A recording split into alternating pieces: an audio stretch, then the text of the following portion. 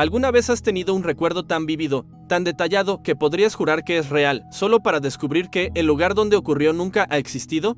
No hablamos de sueños confusos o recuerdos de la infancia distorsionados por el tiempo. Hablamos de memorias completas, coherentes, de lugares con nombres, calles y hasta vecinos, que simplemente no están en ningún mapa. Este es el inquietante fenómeno de los lugares fantasma, recuerdos de una geografía imposible que atormentan a personas completamente cuerdas. Hoy exploraremos algunas de estas historias, relatos que desafían nuestra comprensión de la memoria y la realidad misma. La historia de Elena es, quizás, una de las más documentadas. Desde niña, Elena hablaba de Aria, un pequeño pueblo costero donde, según ella, pasaba los veranos con sus abuelos. No eran recuerdos vagos. Describía con una precisión asombrosa la plaza central, con su fuente de piedra en forma de pez y los bancos de hierro forjado siempre recién pintados de verde. Recordaba el olor a sal y a pan recién hecho que venía de la panadería de los señores Gómez.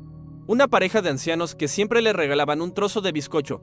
Podía dibujar de memoria el trazado de las calles empedradas, la pequeña iglesia con su campanario inclinado y el faro blanco y rojo al final del acantilado, desde donde se veía, según decía, la mejor puesta de sol del mundo. Sus padres siempre pensaron que era un producto de su imaginación infantil, un amigo imaginario convertido en pueblo, pero Elena nunca lo olvidó. Al cumplir los 18 años con su primer coche, decidió que era hora de volver.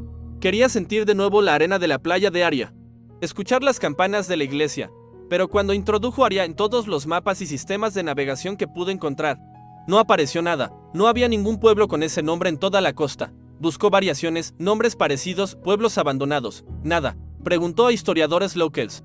Revisó archivos y censos antiguos. El pueblo de Aria, con su fuente de pez y su faro bicolor, simplemente no existía.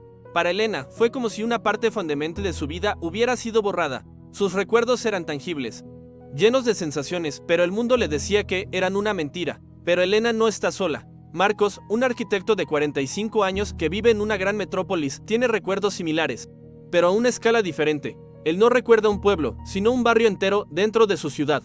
Lo llama el Distrito del Sol Poniente. Lo describe como una zona de edificios bajos de ladrillo rojo, con talleres de artesanos, pequeñas galerías de arte y cafés con terrazas llenas de plantas. Recuerda perfectamente tomar el tranvía número 14 para llegar hasta allí, un tranvía que, según los registros de la ciudad, fue retirado de circulación décadas antes de que él naciera. Marcos incluso tiene recuerdos de su primer beso en un pequeño parque de ese distrito, bajo un sauce llorón junto a un estanque. Cuando habla de ello, su mirada se pierde, como si estuviera caminando por esas calles en su mente, impulsado por una necesidad casi obsesiva de validar su memoria. Marcos pasó meses investigando. Usó sus conocimientos de urbanismo para analizar mapas antiguos de la ciudad, buscando cualquier remodelación urbana que pudiera haber borrado el barrio. Entrevistó a urbanistas jubilados, a historiadores y a los vecinos más ancianos de las zonas colindantes. Nadie había oído hablar del Distrito del Sol Poniente. Le mostraron planos que demostraban que en esa área siempre hubo un complejo industrial ahora abandonado. Para Marcos, la lógica y la evidencia chocan frontalmente con una vida que él está seguro de haber vivido. La grieta en su realidad no es un recuerdo lejano. Es una parte de su propia identidad que el mundo insiste en negar. Y luego está la historia de Lucía, una mujer de 82 años con una memoria aún prodigiosa. Sus nietos adoran escuchar sus historias, especialmente las de su juventud en la isla perdida. Lucía cuenta que era una pequeña isla a la que se llegaba en un ferry que salía 2 veces por semana desde un puerto cercano. Describe una comunidad autosuficiente donde todos se conocían. Habla de las fiestas de la cosecha, de las casas pintadas de colores vivos para poder ser vistas desde el mar y de una extraña tradición local que consistía en lanzar flores al océano para asegurar buena pesca. Sus relatos son ricos, llenos de nombres de personas y de anécdotas cómicas y conmovedoras. Hace unos años, su nieto mayor, queriendo darle una sorpresa, intentó organizar un viaje a la isla. La búsqueda fue completamente infructuosa. No solo no existía la isla perdida, sino que en las cartas náuticas de la zona solo aparecía mar abierto. No había registros de ninguna isla habitada que hubiera desaparecido, ni por un desastre natural ni por ninguna otra causa. Cuando le presentaron la evidencia a Lucía, ella simplemente sonrió con tristeza. Dijo, sé lo que dicen los mapas, pero también sé lo que recuerdo. Quizás el mapa que importa es el del corazón. Para ella, la isla es tan real como la silla en la que se sienta.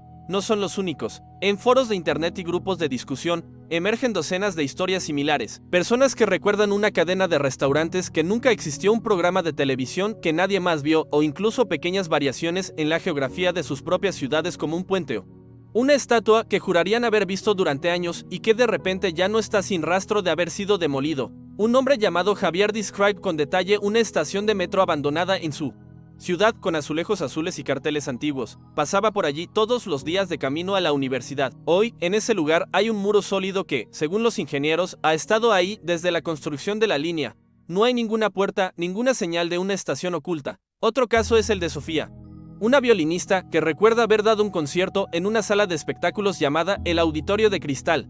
La describe como una estructura moderna, casi futurista, con paredes de vidrio que daban a un bosque. Recuerda la acústica perfecta, los aplausos del público. Incluso tiene un recuerdo claro de recibir un ramo de lirios blancos en el escenario. Ha buscado el auditorio en guías de arquitectura, en registros de salas de conciertos de todo el país. No existe. Sus compañeros de orquesta de aquella época no recuerdan ese concierto ni ese lugar.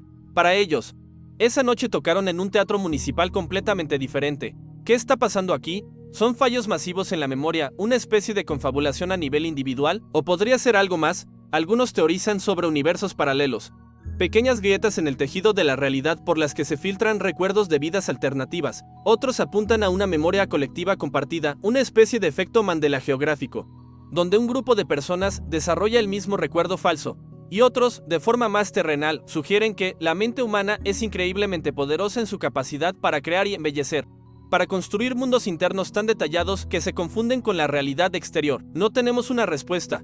La ciencia de la memoria es compleja y aún guarda muchos secretos. Lo que sí sabemos es que para Elena, Marcos, Lucía, Javier y Sofía, estos lugares no son fantasías, son parte de su biografía, paisajes de su alma. La ausencia de estos lugares en nuestros mapas no los hace menos reales en los suyos. Quizás la pregunta no es si Aria o la isla perdida existieron alguna vez. Quizás la verdadera pregunta es, ¿qué nos dicen estos recuerdos sobre la naturaleza de nuestra propia realidad? Las historias continúan, los recuerdos persisten y el mapa del mundo conocido sigue teniendo, para algunos, enormes y desconcertantes espacios en blanco. Gracias por acompañarnos en este viaje a lo inexplicable.